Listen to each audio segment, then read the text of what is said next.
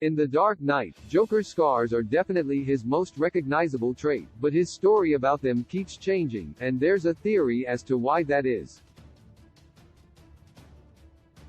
From his first appearance in Christopher Nolan's film, the horrifying visage that Heath Ledger's Joker sports was nothing short of memorable. Audiences have seen many grisly iterations of the all-but-permanent smile on the clown prince of crime's face, but never had it been carved on. It was impossible to keep one's eyes off Ledger's Joker, even more than Jack Nicholson's iconic turn as the villain. To add to the curiosity, the Joker gives two different stories about how he got his scars. A third origin is narrated mid-fight until interrupted by Batman. The broad variation in his stories only further deepens the mystery of the villain.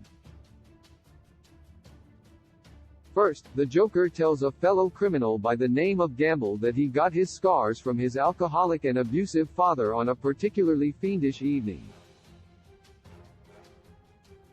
His second story is told to Rachel Dawes, Harvey Dent's girlfriend, about his wife who suffered a horrible injury at the hands of some gambling sharks.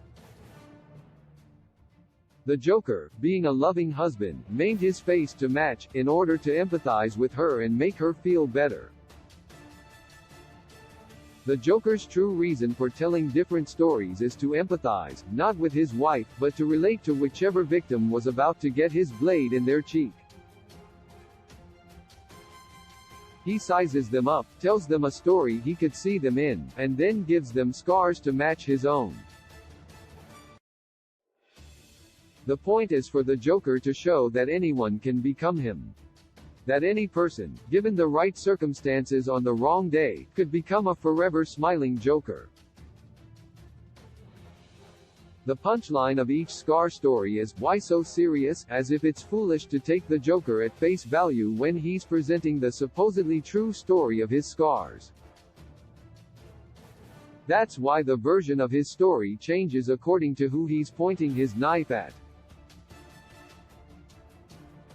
Why leaving the origin of the Joker's scars ambiguous is better. The Joker amplifies his chaotic nature by making up new stories based on who is under his knife.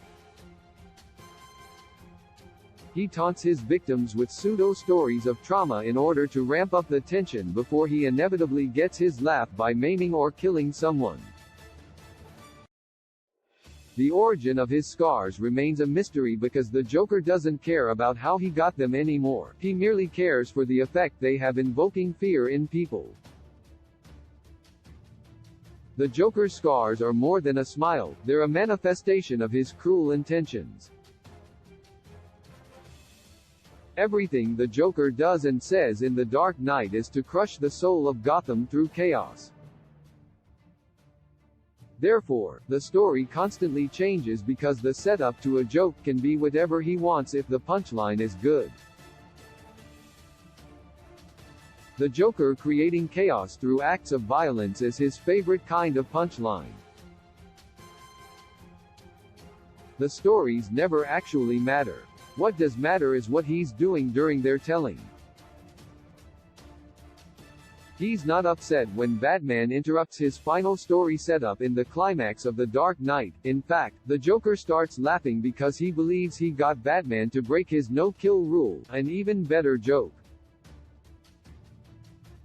It's as Alfred says, some men just want to watch the world burn.